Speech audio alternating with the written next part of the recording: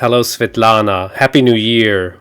Hello, Arnie. Happy New Year to you too. It's been a while. You've been so busy. You've been playing chess tournaments. There was a lot going on, and I'm very, very happy that we're back with Svitlana's smart moves and we have some new chess problems to solve. So, first of all, based it on 2021, of course, we can all admit, and it's almost a bit too easy to say, like, oh, well, 2021 was a bad year.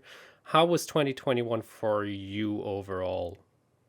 Um, I really enjoyed the year. It was probably one of the most exciting years of my life so far. And well, I turned 18 and everything. So I really enjoyed the year. And even though COVID did have an impact on everyone's year, I feel like you can always find something positive about it, Mhm. and and still make the best out of the situation you have. How was it for you? Exactly the same. I even turned 18 too, which is pretty cool. So, no, but I agree. It's, yeah, well, I mean, we also have to just tell that we've been, us two, for example, we've been very lucky. And there are situations where things are going really, really bad, of course. And Mhm. chess has had its news about COVID cases too. Like the most recent one was Hikaru Nakamura, there was Nigel Short, etc., etc., etc. Although, I mean, there might have been even more, but they didn't publicly maybe share it or it didn't come out on Twitter or something like that. So, yeah, we're in a quite lucky situation, and I hope you at home also had the privilege to learn a little bit more about chess, which was really a big part of the last 2 years. So there's a lot of new chess players in the world because we have this action which we can do online. Yeah, enough talk about all of that. Let's get into the next chess lesson. What smart moves have you prepared for us today?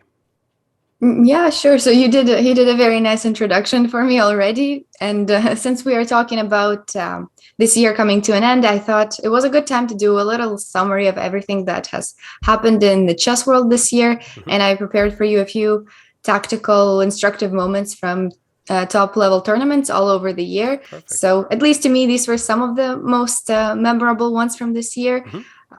And yeah, we'll take a look at a few. Excellent. Yeah, that's a great idea. Perfect. Love it. Mhm. Let's go Yeah, for it. Yeah. let's So, start. of course, probably I'm just guessing already without even seeing anything that, Let's do it this one. okay, Magnus against Firouzja. Okay, Yeah. perfect. Yeah, yeah. Yeah, so I decided let's do it chronologically. Hmm. So this first one is back from January 2021, a year ago in Tata Steel, and we now know this as one of the one of the big rivalries going on in the world, right? With all of the recent news about Magnus refusing to play unless Firouzja wins, and all of these things. So I thought this could be a fitting game, and it ended in a pretty nice tactic, which you can solve. Okay. So here, or try to find a move that Magnus played. It is not the most complicated move, but I'm more interested about the continuation and about your evaluation of the position after. So white to play, what would you consider? Okay. Yeah, perfect. Very nice. This brings back some memories, and I actually do not remember. I mean, Tata Steel Chess is upon us almost, right? It won't take that long, and it will happen again.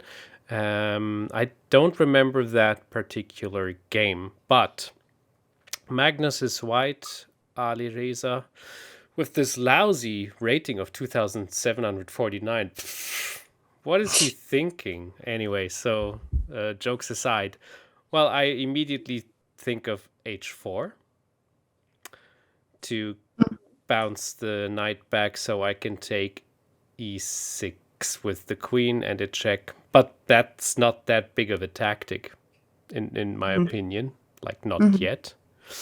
But Mhm. then we can directly maybe take the pawn on e6 with the rook. The knight takes back, the queen takes with check. Then there goes a bishop in between.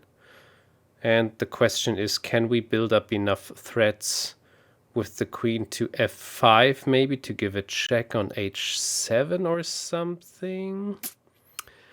Then, oh, there's so many options. It's very nice. Very comfy for white. Although there's this a4 pawn, so you always have to keep that in mind. Then there's another thing. Maybe it is the knight going to h6 with a check. And then h4. So we can snatch this pawn on h6 with the queen and builds up some more threats. So, yeah. What's your thoughts about all those ideas I just had?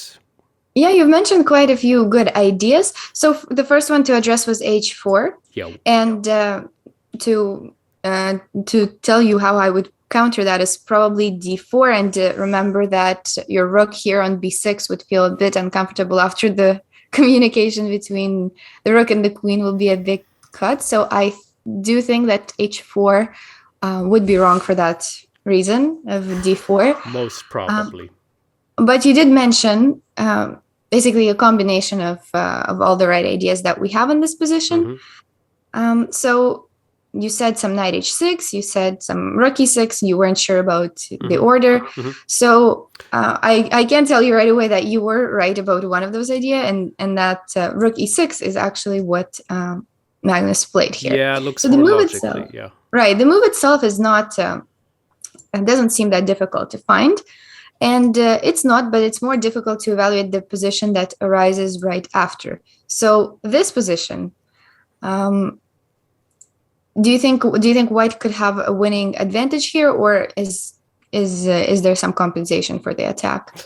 Yeah, that really depends. So you mentioned the bishop I mentioned here. the bishop there. So of course, if the knight takes on h6 with check, then this bishop is lost on f7, because if the pawn takes back, the queen takes h6, it's I cannot see how the threat bishop to h7 and the checkmate after that can be avoided perfectly well yet.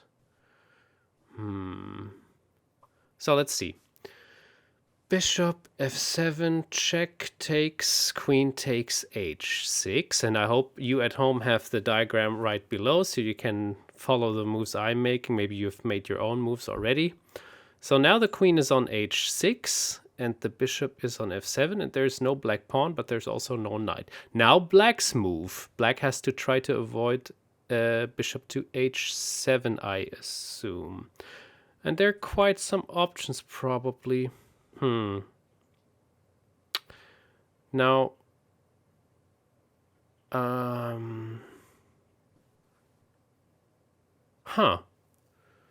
that what to do against that? The queen cannot really help. That looks really bad. I'm not sure if your intuition your intuition was very good about this. So in the game, Firouzja played bishop f7, and it ended up being the decisive mistake of the game. And the reason why we can look at how the game finished. It was pretty much very similar to what you said. So bishop f7 is what he did play, and it seems like the only sensible move that you can make in this position. Like, you're not going to go king f8, right? Because the knight h6 idea even gains in strength immediately after you do it with the with check. And now, of course, we have this very thematic mate idea, many mate ideas, but one of them is just to play something like this. And then queen h8. Queen h8. Good knight. Yeah. And king h8 looks like, well, same thing. And I will checkmate is like, how does it make a difference? But the saving move is something that I was very, very surprised to see. And it's not only saving, it's going to be about equal after that, and white is going to have to find the only move. And it is bishop to h5. It seems like a really crazy move, and how can you just so calmly move your bishop when all of these threats are moving towards your king? But if you after you already know that this move, you can sort of try to explain it with the fact that first of all, we've opened up the space to defend against this checkmate. Hmm. We also make sure that the bishop stays on the diagonal to defend against knight f7. And actually, white just doesn't have enough pieces yet to make this decisive. And he is forced to retreat back with something like knight g4. And now black can pretty much say he is out of danger. And even maybe try to claim that he has extra material. I actually cannot even see how white can win this now. When I looked at this, like, it's just so difficult to understand what's going on without an engine. But apparently, this is some insane equality, which Wow. I don't even know how this is possible. But something like this, the reason why there's equalities, I think it's because someone has to give a perpetual. Probably white has to give a perpetual at some point.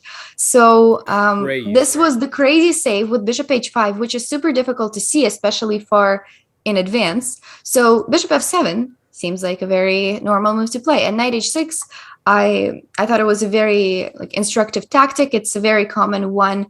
It's a very common theme in a lot of openings with this pawn structure and whenever we're going for an attack. And after bishop queen h6, you were having a bit of trouble. Not trouble, but you were. I had trouble. Yeah, let's name it as it is. I really had trouble here. you were just because it's not a forcing move exactly. You were wondering how this was evaluated and if there is a defense, and that's one of the difficult parts of an attack sometimes when you have to make a move like that and give the opponent his turn, and you never know what he's going to do. So it is essentially lost already. So you were right about your intuition that there's nothing he can actually do about the mate. Many different ones, either bishop coming here or the queen coming here.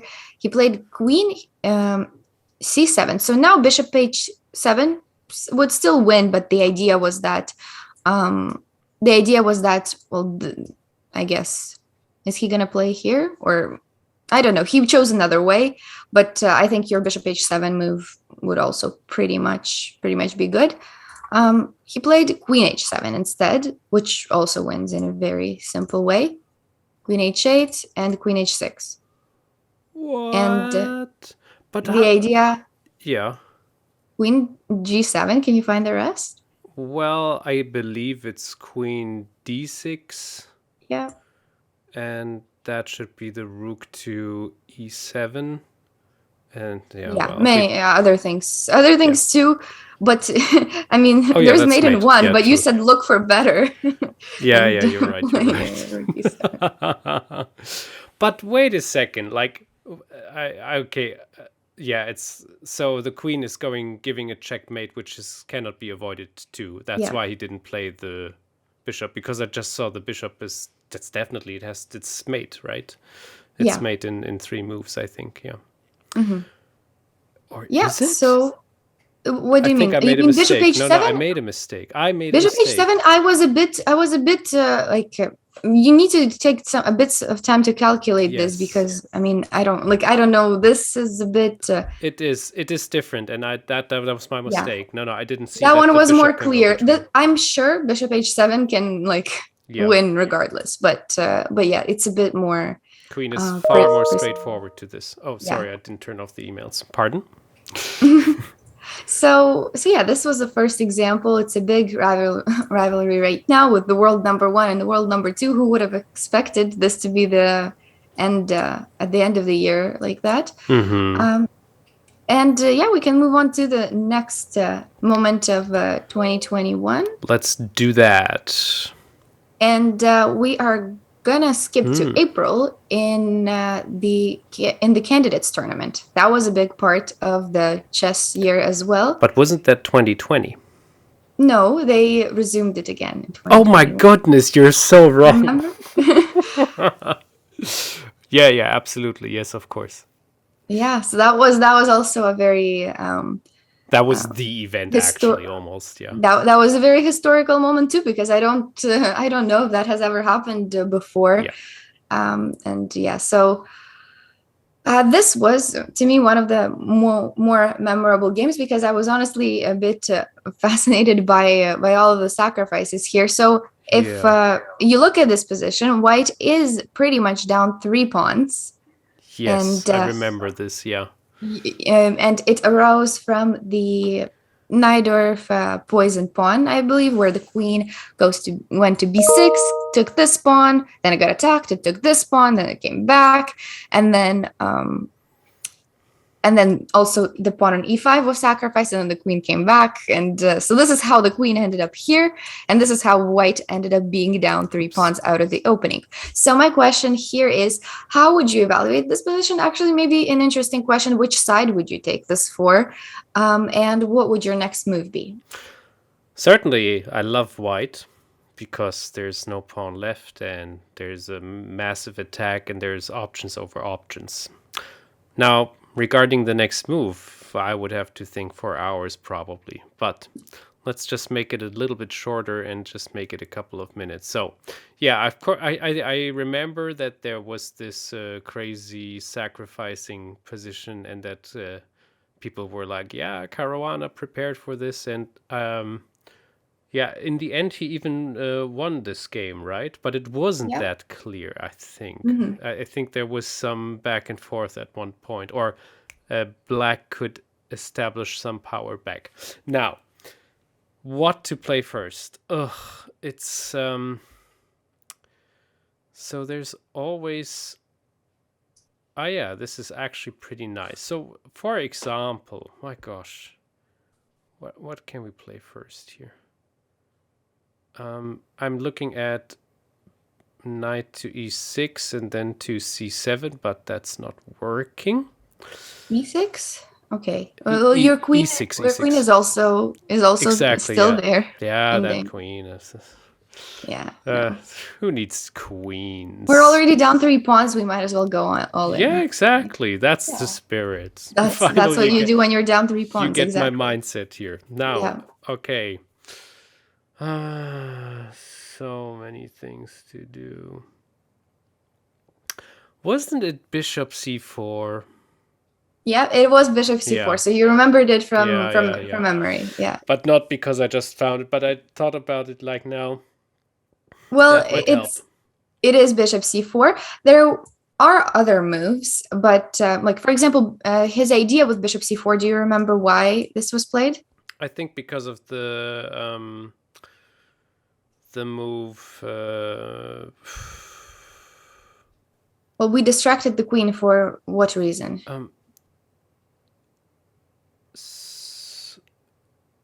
That's a good question. Well, I'm always looking at d6 for my knight, but it's still not working because of the bishop. So what are those shenanigans? Ah, yeah, the bishop goes there, of course. Yeah. So let's get the bishop stuff, out, right, yeah. and threaten to capture and go with the knight. So this is how the game continued.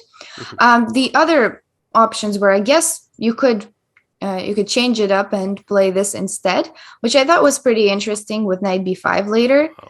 And there's some queen sacrifice, but Yeah. I guess he didn't really like the prospect of that. Thought Black got too many pieces for the queen. But it would have been a very interesting imbalance to actually imbalance, consider. Yeah, but I assume so because everyone assumes that this was his preparation.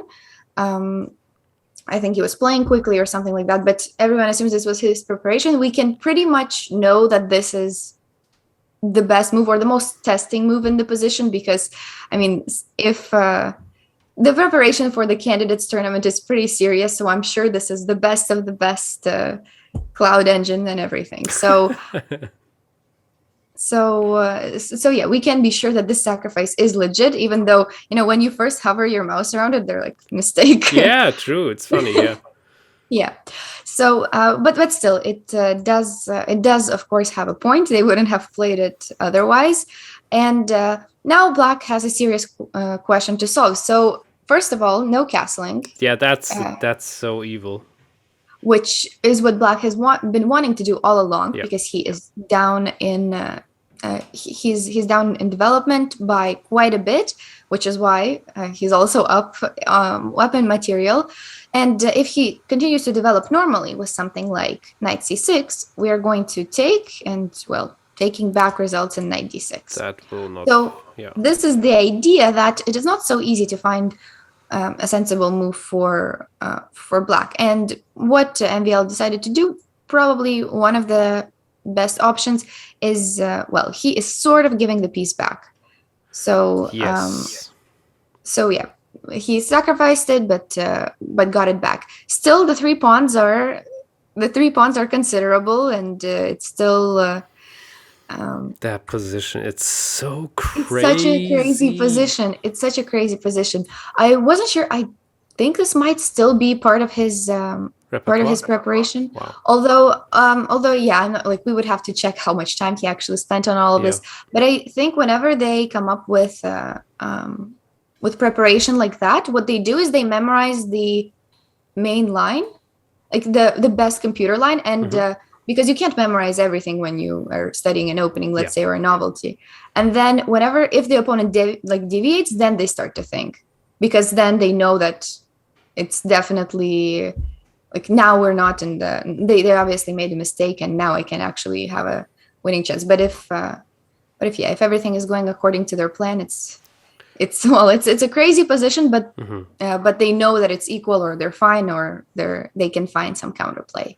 So this is the next critical moment, I think. What would you think are the rest of the ideas for white, and what comes to mind here? So of course I love taking on e6 with one of my knights. Exactly. But actually, which one is important? There's a difference. Yeah. Well, I think. Okay. Well, probably the C is better, because we need the D knight for protection, maybe. Oh no, actually that's not true, because the C knight, he needs to cover D7, I think, for later or for earlier. So if I think would it's take the D9? D7, then the king could go to, which is crazy, to D7 if the C knight takes. You arrived at the right move for the wrong reason, but it is the D knight. It is the D knight. So the point is that if you take with the C knight, then the pawn on C3 is hanging for no reason, and That's a good point. Yeah. Then you just made you just gave black a few checks and the opportunity to take the pawn. But with this knight, the queen is now protecting it, and if black takes it now, this is a different story, because there's knight c7. So trading the queens actually made a difference. You didn't give him like free checks to get away with it. Oh my god. So this did make a difference, which knight to take with. But of course, knight e6 is definitely the first thing that comes to mind. Yeah. Well, so he took back with the pawn. Could have taken back with the bishop, but this is, of course, better. And we later, this is all pretty much forced. Yeah, by the way, this made me sad, I think, because now all the pieces are gone for this beautiful attack. I was looking for something similar to Kasparov versus Topalov, but yeah. Right. Didn't happen. Right. Yeah, but sometimes it's necessary, and well, I think black wasn't so unhappy that all of the pieces of the beautiful attack were gone. So yeah, but it still was a really, really interesting endgame after this, and this was the first point where MVL made an inaccuracy. He played knight e4. It was better to go rook a7 and play this instead. He's up 2 pawns, but his pieces aren't out yet. His rook is questionable, and definitely a compensation for the 2 pawns. And this could go any way. The result can be very different. So this is would have been quite an interesting rook a7 is really funky. So funky, because of course you think about like, okay, then the knight from c7 moves somewhere back, and then I don't know. It's really tough, I think. Yeah, that is right. This is so difficult, which is why I don't think anyone would even think about going for this position without having either seen it before, analyzed it before, or being forced into it like MVL was. Yeah, it is a super difficult one, and this is why computers sometimes give us gems like this. But still, at some point, the computer preparation obviously ended, and now it was time to actually play on this endgame. And it went on for a very, very long time. It ended up with some knight and two pawns against rook and pawn for Hmm. white. And yeah, so it was a very instructive endgame as well, but it would completely take ages if we went through all the details of it. But Caruana did end up winning this, and it's a really fascinating novelty with Hmm. the sacrifice of three pawns and also a piece on top of that. And I thought that was one of the highlights of the candidates tournament. Yeah, it's always fun, those material imbalances all the time. It's so Yeah, cool. And here I mean, look, White won this, yeah, but Black has. I mean, those two pawns, they look so strong, but those rooks are just too powerful in the end, I think. Yeah. yeah. Yeah, I mean, in situations like these, it depends on like whoever plays these end games better and whoever makes the last mistake. It's Sometimes a true. little detail can just ruin everything for one of the sides. So Mm. so yeah, this was an interesting end game. Okay, so my next one is we're moving on later in the year to the time of the World Cup, which was another highlight Oh. of 2021. It was a tournament with so many top players, and they all um, gave us a lot of beautiful games to look at. And since this one is a bit closer to me, I took a game from the women's tournament, and was the decisive game between the two Alexandras who were fighting in the final, Kryachkina and Kosteniuk. Did you see it? And Did you see it live? Like, when you were walking around a bit, did you see that game or? no, this one was in the final round. I was already long gone by then from That's true. It Sochi. actually took a while until the final Yeah, was there. I Yeah. I was it's so exhausting for the players who actually Mm. make it to the final, because it's pretty much a month of Yeah. straight playing a game a day, and it's crazy. Especially if you play the tie breaks every time. Yeah. Just Yeah. imagine Yeah. the stress, and you never That's know. like the World Cup in football, when they're always having like the extra time of Right. 30 minutes and then penalty. And there were some teams Mhm. who are like the best 16, then the quarterfinals, then the Mhm. semifinals, all with this penalty. It's like, wow, guys, Mhm. Yeah, and I've heard so many relax. funny stories about players booking their tickets, because you never know when to book your ticket. Yeah, true. And you're the one that books it. It's not like FIDE is Yeah, gonna yeah. do it for you. So you're the one that decides when you want to, like, you can stay longer, you can, yeah. And when someone loses their first round game, they book their ticket. And then like, I heard some funny story where the guy then wins the next one, goes to tie breaks, and he's like, well, I have to rebook it now. And then he would lose the first round game in every match of his. So he would book the ticket, and then he would win the second game and then win the Oh tie my. break, and he would be like, damn it. So Oh yeah, but gosh. that's just, it's a very, like, it's a very different type of tournament. Yeah. And there's so many players, hundreds, right? I think, yeah. So, yeah, very Yeah, awkward. it is a lot. Anyway, so So White. this was the decisive game in the women's Ah, tournament. damn it, the queen And goes there. I was looking for knight to g5 the whole time. And I already so made a plan how yeah. to win this, but yeah, okay. Well, I was gonna ask you what you were gonna play here as white.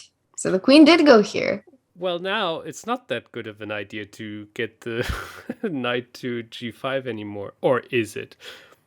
Question is, yeah, I Okay, don't that is think it's always good. the question. I mean, of course, I mean, to make it very simple, you do not have to give a check on f2 immediately. So you can just play h6, I think. H6, you think? Well, I cannot take. Yeah, I can take with the queen win. That would be. Wouldn't white be okay with this? I'm not Well, sure. if the knight goes to e4, I want to play. of I want to play course. F4. I want to play F4. That might be a bit too crazy, but Yeah, I'm but I'm like, I'm yeah, looking at F4 and things like that. yeah, maybe. 96 also. No, Knight like knight later e4. once. Knight e4 is nice because it protects E4. and it attacks. Well, if Hmm. we look at whatever the green arrow says, and it's knight. And then go to f4 and then have another nice Yeah. threat. Okay. Also nice. And then this defends f2. So I wasn't concerned about h6 actually at Well, all. okay, then let's go to the usual. The So, concerning variation is, of course, queen f2. yeah. So now king goes to h2. There's only move. Mm-hmm. Yeah. And now we have to protect h7 because we cannot That just is take right. the rook on e1. We could and hope that white didn't see that, Mm-hmm. but unlikely. Now, Unlikely, yeah. So this is actually how the game continued. So I'm not just showing you a variation. You pretty much found this is what white did, anyways. So now black played queen c2, defending on h7 in this fun way, and the fact that the bishop cannot actually join the attack because of the pin. So they're both walking on very thin ice here, Okay. and this is what made this game quite exciting. So now Gryachkina was white, by the way. Yeah. She blocks the queen's defending. she blocks the queen's attack, and now h6. Of course, that's the only way to now defend against the mate. And this was, I think, the critical point of the game, if not of the whole match, because this is the part where Gryachkina actually missed the win, and it completely turned around from here. So, what would you play as white? It is a very, very difficult move. I wouldn't.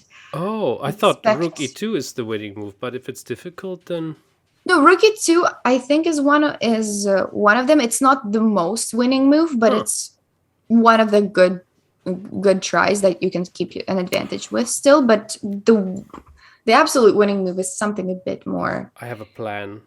Yeah. What about knight to queen to g6? Queen to g6. Actually, I will just take your knight. And now rook h1. Okay, that is pretty interesting. I did not take a look at that. But then I cannot checkmate, unfortunately. You don't think? Because the king can just move out of the way. So what? So yeah, what if, like, I don't know, is rook? Were you concerned about rook here? Or what? Well, no, I still think you have. The rook can chances. go back. There's. What was your concern? It's a draw. I cannot checkmate with it's white. It's a draw. It's a draw now. Yeah. That's the problem. I mean, in the best case, it's a draw for white, but it's not a winning move. I would be I would be suspicious. I think if black gets out of it, like, black is winning. Maybe, yeah. So what is the threat right now? King g1 is your threat? Yeah, of course. And then queen h7? But that is not mate. That's what I said, yeah. Unfortunately. Yeah. Well, I mean, yeah. Rook h7 is not E6, winning either. Queen e6, I guess. Check. Rook f7? Queen e8. Bishop f8, no? Oh, well, now can I give a check on h8 and then take the bishop? You can. The rook, I mean, the rook. You can, but are you going to be able to checkmate with one queen? No. Yeah, so you might... okay. I do agree that there are some perpetual opportunities, but I also think that based on this position, I'm somehow very suspicious of white's chances here. Unless you have, like, an actual mate threat, I'm very suspicious that there's actually no defense.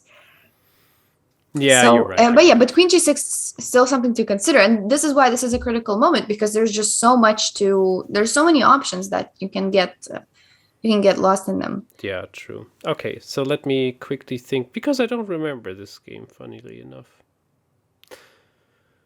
Well, what about... I know something, I think. What about knight to e6? Knight to e6 is one of the... It's not the most clear, but it is one of the winning solutions, because this position itself, I think she had to realize that after rook g1, black's attack isn't really going anywhere for a while, and that white has more serious threats here. So let's say something like c3, queen e8, and then even just queen d7, and you're just gonna ask black how to defend, and he won't really have an answer to. Not really, no. The answer is I cannot. Exactly. So I do understand why 96 would be scary. I'm sure she had a valid reason why she didn't go for it. Mm. She must have missed something a bit more complicated than what I just showed. But as a sample variation, yeah, this is basically it. And it can also look scary for white because black is also like the one creating threats. But 96 was one of the good options. So the most winning move was Rook D1, which I mean, I would give that an exclam or two because I Ah, because it's such a calm it's such a calm move to make in such a tactical position, yeah. but it's one of those that once you see it, okay, it Yeah, makes yeah, yeah. sense. I have the exact same thing. So I thought like, but what after Rook F2? But obviously now you can give a check on Yeah, D8, and that should solve every funny. problem. Yeah, exactly.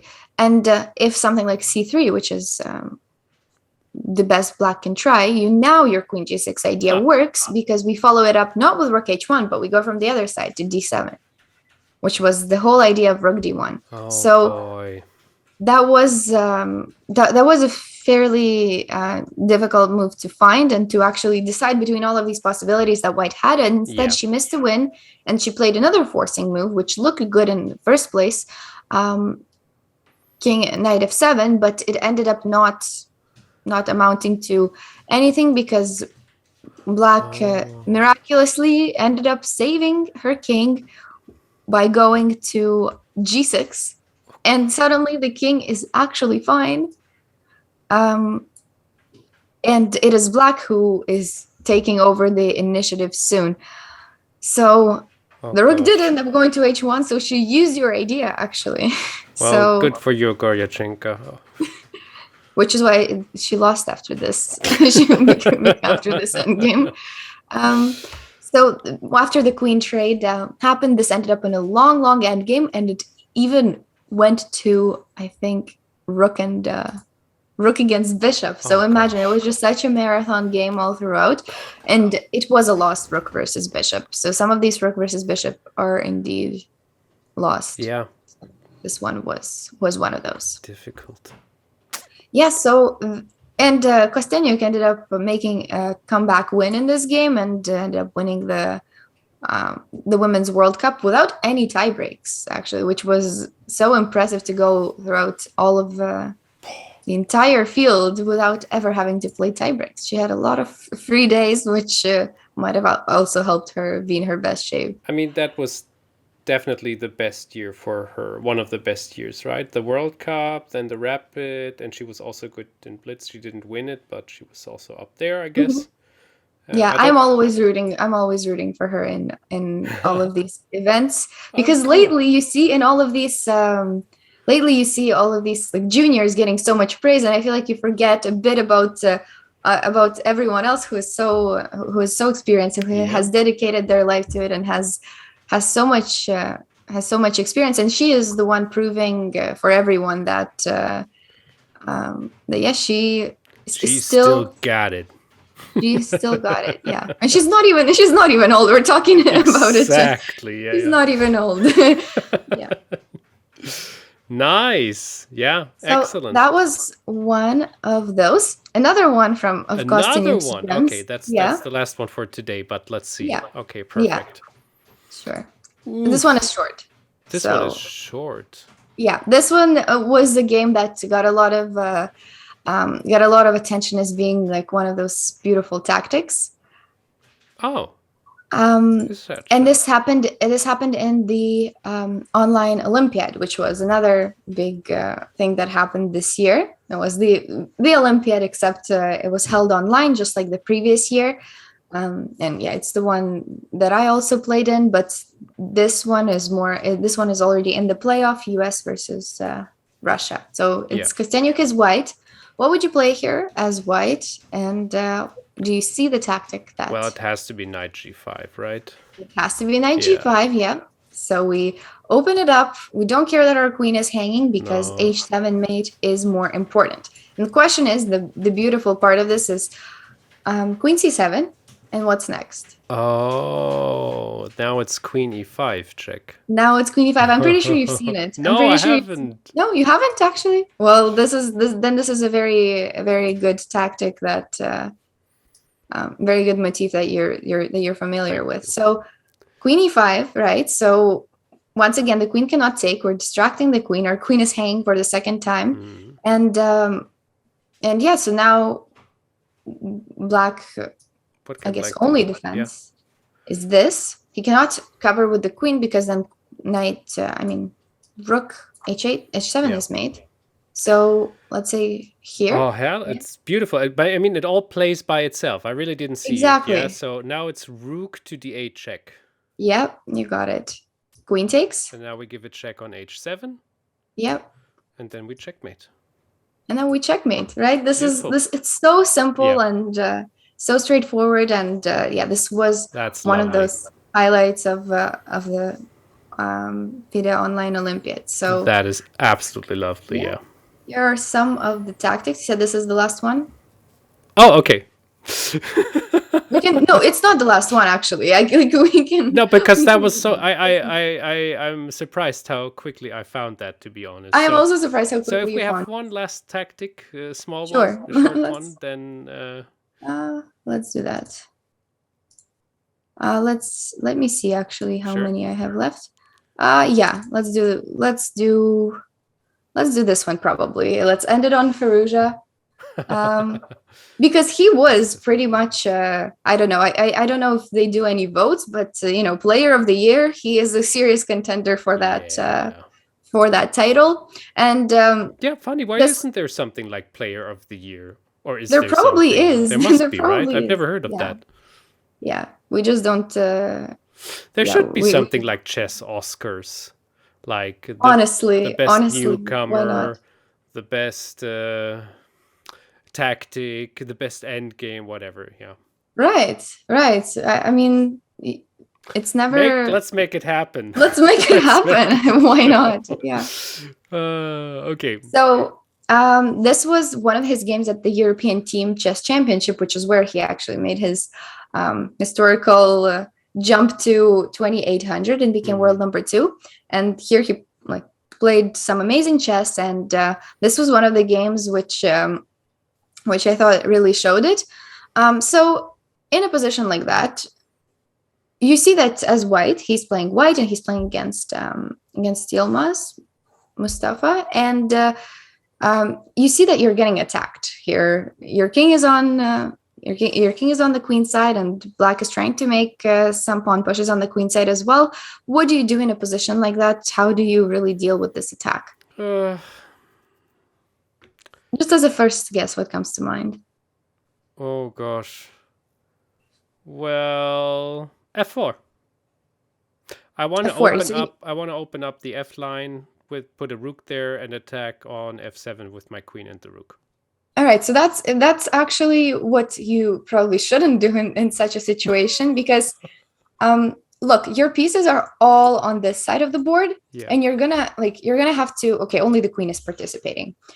You're gonna have to spend a lot of time bringing them all back there. So when you have something like this, sometimes the correct defense is actually more effective, because all of his pieces are already there, and if he can stop whatever is happening there, then he can exploit some other weaknesses on the other side of the board. So the move I was pretty impressed with was b4. You're getting attacked. Let's found that. My goodness. Let's play a pawn move here, like against the principle of not playing on the side where you're getting attacked, right? So b4 is a move, and it's a very, very good defense that completely stops the threats. It's not, if they take, that should be pretty much fine, because we're trading into That's awesome. Into an end game. And well, the next move is also awesome. So okay, he doubles the rooks on the c file. So what do? We play a4. Oh my With his king Goodness. on b1, pretending like everything is fine. Well, there was a better option. Queen b5 was, I think, better according to the engine. But anyways, that's another thing to evaluate. He could have just taken the pawn, but I do understand it. My God, It Queen was scary. B5 is But crazy. What yeah, but about just Rook B8? And oh wow, queen b5, rook b8, yeah. queen a4, and calm. You're playing Uh, b5 next, and everything is. D5, yeah. You're playing b5 next, though, and everything Oh, is fine. What do you mean? You mean what? d5? Yeah, D5. Can I take? You can, I guess. I'll take all of it. Oh, Maybe I'm a bit greedy, but I'll take all of it. no. Okay, okay, okay, okay. Never mind, never mind. But But it's a lot of it looks calculation. so unsafe. But But I mean, but still, A4 his is like moves. not better. My goodness. Imagine v4 and a4. I feel like that's just someone with just like a crazy intuition, Yeah, because to even think of moves like that yeah. with your king being so open is already Mind is blowing. already Yeah. next level. So yeah, well, final tactic. Well, this one is not too hard. How did it end? How did he transpose into a winning endgame?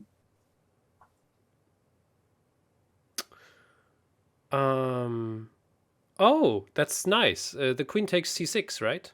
Queen takes Yeah. c6. That is right. And then And now, b4, and now, yeah. Well, they have to yeah. exchange. So he has to exchange. He cannot go back, or else two rooks against queen, and it's a pretty bad two rooks Yeah. against queen. So he has to take, and yeah, this is indeed a winning endgame, My because gosh, there's yes, a defended a5. passer. And once again, the position just plays itself. It's Yeah. and it was pretty much it was over after a bit, but yeah, this is how it ended. So that was one of his very impressive games there. But there were yeah. many There others were that even he more. had. Yeah, yeah. There were many more. So- So yeah, this was a quick recap of some of the big moments in chess of 2021. Very, very nice. Thank you for gathering these nice games to feel again as if it was 2021. Yeah. So Did yeah. you have any big chess realizations in 2021? Or just life realizations, if you want to go that way? For 2022, you mean? Well, no, for in the last year that you're gonna carry into the next year. Oh, no. No chess realizations. You didn't learn anything from our lessons. Nothing. I learned especially a lot from our endgame lessons, also with Elisabeth Peetz and of course with Dr. Carsten Müller. So I've been learning more chess than ever in my whole life in last year, so that I can say. Now, but it's not about me. It's about you at home. Did you learn a lot from Svitlana's smart moves, from Trent's tactics, from the German versions with Elisabeth Peetz or with Dr. Carsten Müller's, our advent calendar, where we had like over 89 winners. All of that, it's part of a big journey to get a little bit better in chess, to have fun with chess, to enjoy the exercises. I mean, we can all agree chess is just like this freaking best board game in the world. And so why not get a bit better with it, train your brain. I think it improves a lot of things in life too. So we will carry on with this. I can guarantee this for you. And shall I give it away? Next week we have a big surprise coming up, of course. So I hope you're excited as we are. I just give a little tip, you bummers. You got to be super excited for this. That was an accent which may or may not give it away. And excuse me if you're from this country that I was that bad with this accent. So anyways. Oh, that was funny. Okay, lovely people. See you next week. Have a good 2022. Yes, exactly. Bye-bye.